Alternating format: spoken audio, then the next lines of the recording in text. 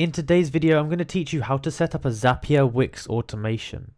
So we can use a software called Zapier to set up these Wix automations, and they're super easy and straightforward to do. But I just recommend watching the video the whole way through and paying close attention to ensure that you get every step correct.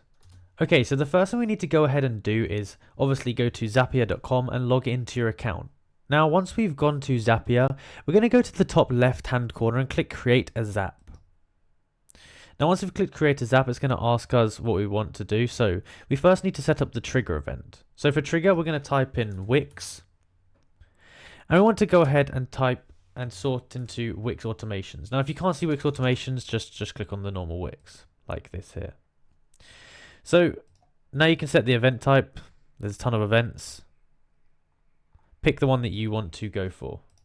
A few different triggers that you can have is blog, so when a new blog post is written, bookings, chat and inbox, e-commerce, events, file share, forms, loyalty, members, online programs, pricing, restaurants, Wix custom. So the one I would go for if you're trying to use Wix automations is this one here, because that will automatically integrate into the ones on Wix automation. So we're going to go ahead and go down here to the account, and we need to actually connect our Wix account first of all. So click on this sign in button and connect your Wix account.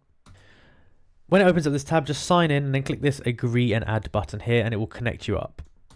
Now it's going to ask you for the trigger from Wix, and if you've already set up the automation rules, then you can go ahead in here and select the automation rule and use that as your trigger. So now that we've set up the triggers, we need to go ahead and set up the action.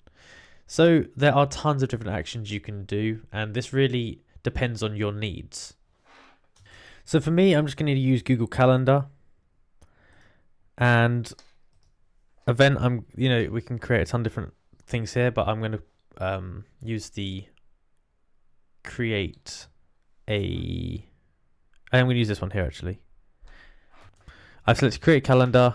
Now we need to go ahead and click on the account bit. So make sure your account's linked up. Click continue, and then you can put a title in and a description in. So I'm going to put event. I'll put like event or whatever we'd call it in here.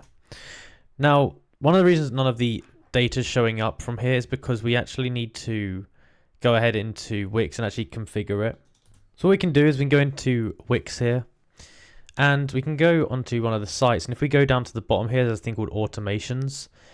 And from here, we can create a new automation. So I click new automation, and then,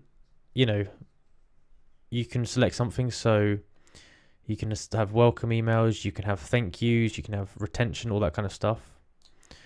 So let's say that someone's just paid for an invoice, you can click set up here.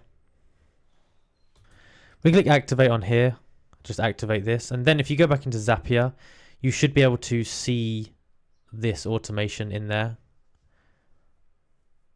So now if someone orders something, we can put it into here that they'll get a Calendly link. So yeah.